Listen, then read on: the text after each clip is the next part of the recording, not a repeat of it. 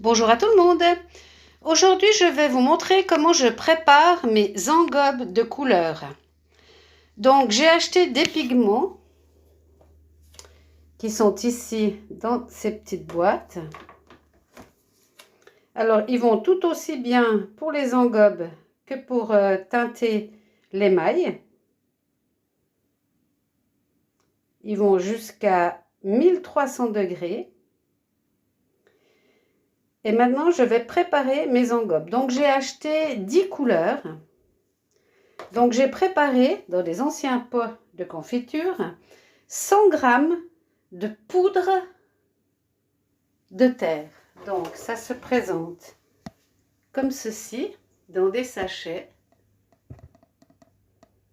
Donc, pour préparer les engobes, on a besoin de terre en poudre. Alors, moi, j'en ai acheté par kilo. C'est donc un mélange de porcelaine et de faïence. Je crois que les proportions, c'est 80% de porcelaine et 20% de faïence. Donc, c'est vraiment de la poudre. Et c'est avec ça que l'on va faire nos engobes. Voilà. Maximum 1300 degrés aussi. Donc, la même température maximale que mes couleurs. Donc là, j'ai 10 couleurs, j'ai 10 pots de confiture et j'ai calculé à chaque fois 100 g de terre. Alors maintenant, avec ma toute petite balance là, je vais la mettre en marche. Je vais mettre un tout petit récipient que j'ai comme ceci, qui pèse visiblement 30 g. Je vais enlever la tare, donc j'enlève le poids. Et maintenant, je vais mettre 20 g dans mon petit pot de couleurs. Et une fois que j'aurai 20 g, je les mettrai dans ce pot-là. Et ensuite, je viendrai étiqueter mon petit pot ici. 100 g de terre, 20 g de couleurs. J'expliquerai ici que j'ai fait du 20%. J'expliquerai la couleur et la température maximum, c'est-à-dire 1300 degrés. Donc maintenant, je vais peser mes 20 g. Donc, vous ne me voyez pas, mais je vais inverser la photo. Donc, me revoilà. Je suis en train de faire mes engobes de couleurs. Je suis dans un petit local chaufferie ici. Donc, j'ai mis un masque. C'est pas à cause du Covid. C'est parce que ces petites poudres, c'est pas très bon pour les poumons. Donc, je vais essayer, en les pesant, de faire le moins de poussière possible. Donc, je vais aller très délicatement. Et si vous avez la peau fragile, je vous conseille aussi de mettre des gants. Ce qui n'est pas mon cas pour moi, je n'ai pas du tout la peau, les mains fragiles. Alors, je vais maintenant me retourner et refaire mon pesage. Voilà, donc je vais ouvrir ma petite boîte. J'ai préparé une cuillère. Alors, normalement, voilà, ça se casse ici. Je vais ouvrir ça prudemment. Et je vais faire le moins de poussière possible. Donc, je vais prendre ma petite cuillère et je vais peser 20 g.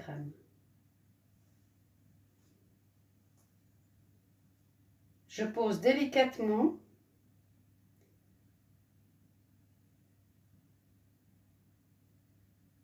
Voilà, 20 g. Donc, je vais tout de suite refermer mon petit pot bien hermétiquement. Voilà, c'est bien fermé. J'appuie fort et je le range puisque j'ai terminé. Donc là, j'ai 20 g de couleur jaune. Donc, je vais venir maintenant le mettre à l'intérieur de ma terre.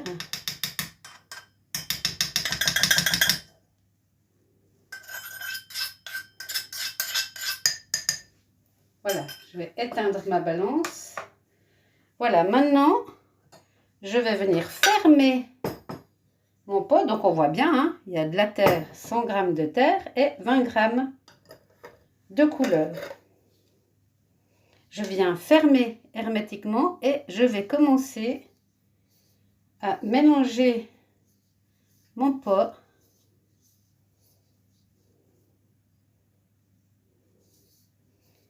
pour que la couleur se mélange bien à ma terre. C'est difficile à savoir parce que comme on voit plus très bien la couleur, là c'est un jaune pâle. Voilà, je mettrai le liquide après. Maintenant, je vais m'occuper de mon étiquette. Donc, je reprends mon petit pot et je vais indiquer que c'est du jaune clair. Alors, j'inscris jaune clair. J'ai fait du 20%, donc je me souviendrai que j'ai mis 20 g de couleur pour 100 g de terre. Et je mets la température maximale, 1300 degrés, pour que je me rappelle que ce colorant-là, je peux aller jusqu'à 1300 degrés. Donc j'enlève mon étiquette et je viens la mettre sur mon petit pot. Donc voilà ma première base d'engobe jaune qui est faite. Je vais encore mettre du liquide après, hein. Mais là je vais déjà faire mes 10 pots pour ensuite nettoyer tout ce qui est poudre et je m'occuperai du liquide. Donc là je vais ranger mon petit pot jaune dans mon placard pour ma réserve. Donc vous voyez là je l'ai payé 7 € et il y en a 100 g. Donc je referme bien tout ça hermétiquement. Et je vais passer à la couleur suivante. Donc, je déplace mon pot. Je reprends un autre pot de terre. Ici, c'est du brun noisette. Donc, je vais l'ouvrir aussi délicatement. Le plus simple, c'est de tourner autour en glissant un doigt dessous. Voilà, on fait le moins de poussière possible. Je vais rallumer ma balance. Je vais attendre qu'elle se mette à 0. J'enlève, j'ai bien nettoyé l'intérieur et je vais ensuite sécher complètement mon petit récipient. Voilà, je vais le reposer sur ma balance. Je vais de nouveau peser sur tare pour enlever le poids. Voilà, ce qui veut dire qu'après, pour la balance, il n'y a rien de posé dessus, hein. Je relave ma cuillère pour qu'il n'y ait plus de couleur jaune dedans. Et je vais prendre 20 g de cette autre couleur que je pose délicatement pour faire le moins de poussière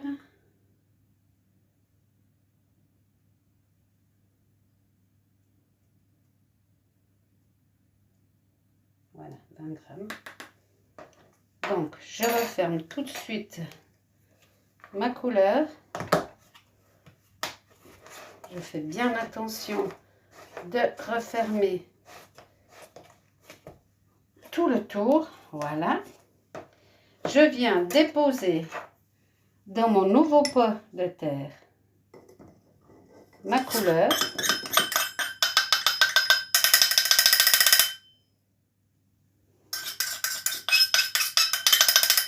Voilà, j'éteins ma machine à cause des piles. Je prends mon couvercle, je ferme et je viens mélanger ma terre.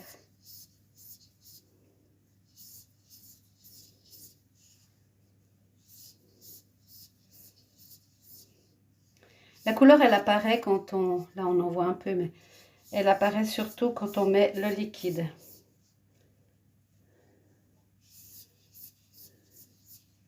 Donc, on mélange bien, on mélange bien, on mélange bien. Quand je mettrai le liquide, je les rescourais comme il faut.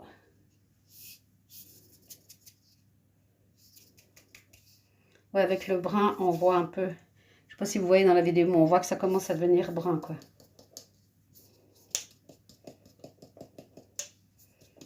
Donc, c'est important que tout soit bien mélangé. Pour que ce soit le plus homogène possible. Ensuite, je mets mon petit pot que je referme comme il faut ici et je vais refaire ma nouvelle étiquette. Donc ici, il s'agit de la couleur brun noisette. Alors, brun noisette, c'est du 20%, donc 100 g de terre, 20 g de colorant et ma température 1300 degrés maximum. Je colle mon étiquette, je range mon petit pot de couleur à l'abri et je mets mon nouveau pot de côté et je vais continuer ici. Donc là, je vais faire du bleu et ensuite toutes les couleurs qui sont encore ici. Et là, ce sont celles que l'on vient de faire. Donc, je vais faire les suivantes. Ensuite, je vais vous expliquer ce que je mets à l'intérieur de mon engobe. La plupart des gens, ils mettent que de l'eau. Et là, moi, j'ai découvert un truc qui s'appelle du Cure 8. C'est ceci. Donc, il suffit de prendre 100 g, de faire monter à 68 degrés de l'eau. On prend 700 ml, 100 g de ce Cure 8, c'est de la gelée, et de la diluer. De tout faire diluer au fouet et de laisser attendre une journée. Donc là, je l'ai fait il y a 2 heures. C'est encore tiède. Donc, je finirai mes pots demain parce qu'il faut laisser tremper une nuit. Donc là, en attendant, demain, je prépare mes couleurs. Donc ça, c'est un produit que je vais mettre à la place de l'eau. Si vous ne l'avez pas, ce produit, c'est pas grave, vous mettez de l'eau. Ce produit-là, l'avantage qu'il a, c'est que quand on passe l'engobe, je ne sais pas si vous en avez déjà fait de l'engobe, mais si vous ne passez pas tout le temps dans le même sens avec votre pinceau, vous allez voir tous les coups de pinceau. Et pour éviter ça, si vous mettez que de l'eau, il faudra passer 2 voire 3 couches. Et avec ce produit-là, on ne voit plus les traces du pinceau. On l'utilise aussi dans les mailles, ce produit-là. Mais ça, c'est encore une autre vidéo. Hein. Donc là, j'attendrai demain avant de mettre le liquide dans mes pots. Donc là, la vidéo, elle est terminée. Je vais finir toutes mes couleurs. Et je ferai une seconde vidéo pour vous montrer lorsque je mets le produit dedans. Parce que ensuite, bien entendu, ça va faire des petits grumeaux. Donc, pour éviter ces petits grumeaux, il va falloir que l'on passe la purée qu'on va obtenir après avec la terre, la couleur et l'eau ou mon Cure 8. Il va falloir le passer dans ce tamis. Alors moi j'ai une petite spatule de cuisine comme ça, une langue de chat et une petite brosse à dents. Et il va falloir frotter. Alors je mets ça au-dessus d'un autre plat. Et je passe toute ma terre, je vous le montrerai aussi, pour qu'il n'y ait plus de grumeaux dedans. Et ensuite, mon engobe, il sera terminé. Il faudra juste le laisser encore un jour reposer avant de vraiment l'utiliser. Parce qu'il faut que la terre, elle ait le temps de bien se gorger d'eau pour qu'elle ait sa texture définitive. Donc, on ne prépare jamais un engobe le jour même et on l'utilise 10 minutes après. Hein. On le prépare la veille, quand on n'en a plus ou quand on fait nos engobes, comme moi aujourd'hui. Et on les utilise seulement le lendemain. Voilà, donc là, j'ai terminé de faire toutes mes couleurs. Donc là, j'en ai 11. Hein. J'ai du noir, enfin, j'ai toutes les couleurs de base. Hein. Après, vous pouvez les mélanger entre elles. Hein. Et j'ai rajouté sur mes étiquettes en gobe. Hein. Et surtout, collez vos étiquettes sur les pots et pas sur les couvercles, parce que les couvercles, ça peut s'intervertir. Hein.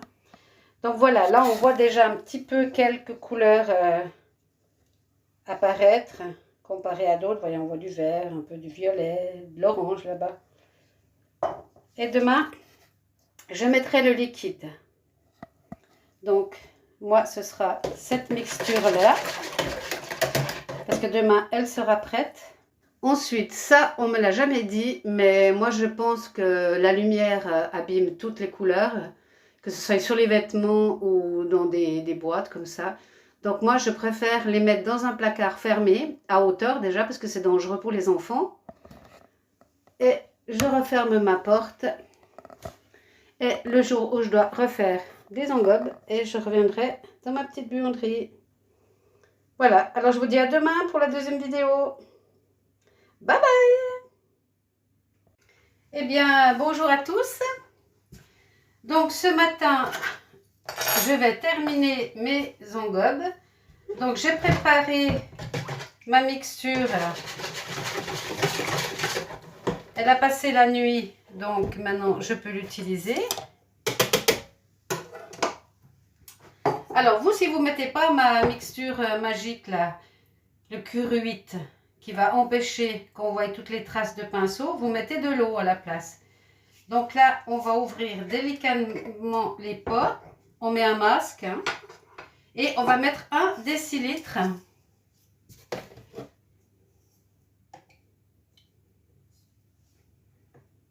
Alors là, je vais remplir jusqu'à 2 décilitres.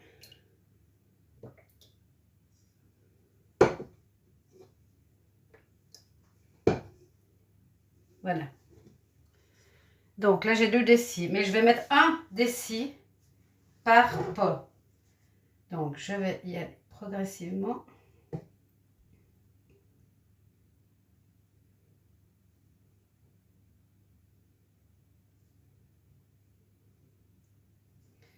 J'aurais dû mettre que 1 décilitre, mais...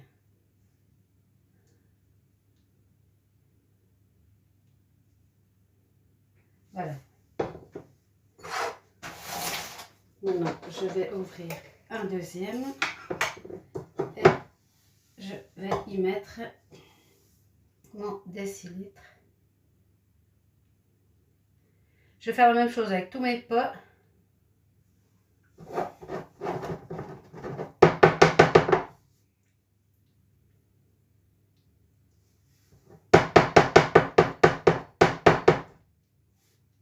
Ça fait des bulles, c'est rigolo.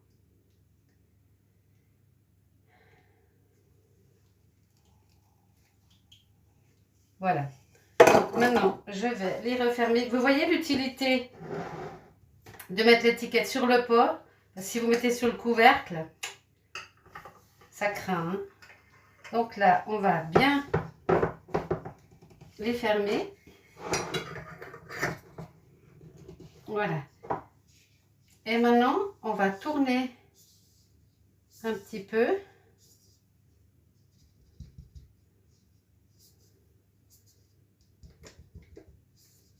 Et on va mélanger tout ça jusqu'à ce que ce soit bien incorporé.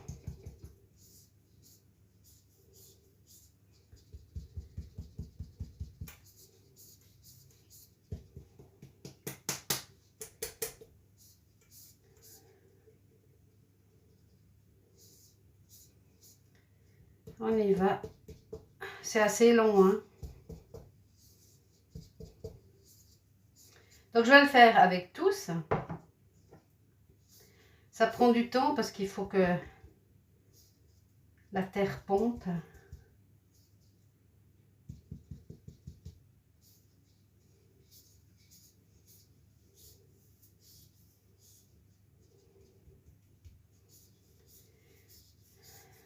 Alors, ainsi de suite avec tous les pots. Donc, vous, si vous ne mettez pas ça, vous mettez de l'eau, hein.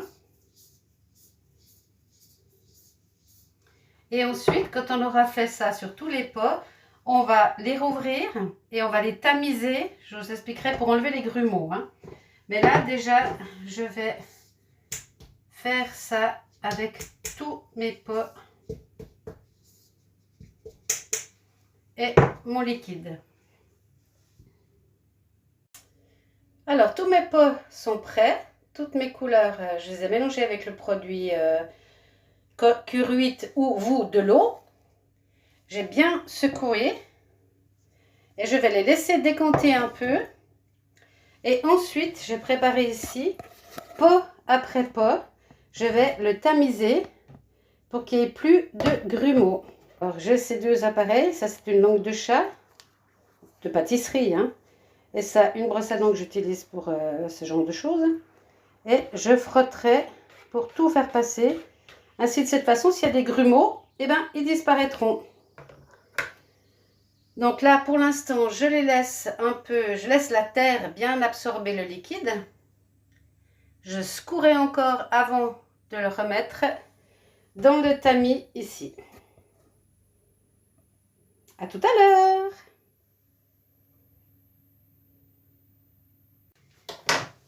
Alors, mes engobes ont suffisamment trempé. Donc, voilà ce que ça donne. La lumière n'est pas bonne. Alors, je vais vous montrer ce que ça donne. Voilà. Ça donne une espèce de pâte pleine de petits grumeaux. Donc, maintenant, on va enlever ces petits grumeaux en passant dans le filtre ici que j'ai. Donc, je vais en mettre un tout petit peu au milieu. Dessous, j'ai un plat, hein, pour récupérer.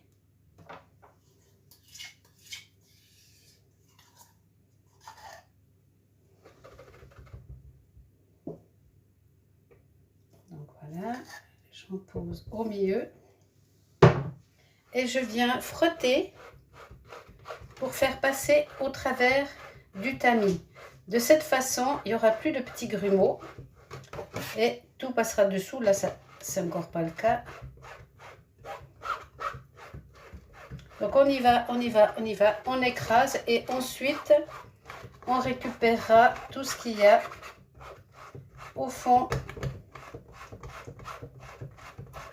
de l'autre plat qui est dessous. Alors, j'essaie d'en mettre pas trop pour salir le moins possible le tamis. Parce que tout ce qui reste collé, ben on le perd, quoi, en fin de compte. Donc, c'est dommage. Tout ce qui reste collé aux parois. Donc, ça me prendra sûrement plus de temps, mais c'est pas grave. Je frotte vraiment sur la plus petite surface possible. Voilà, ça commence à sortir dessous. Vous voyez? Donc, après, l'engobe, il sera prêt à l'emploi.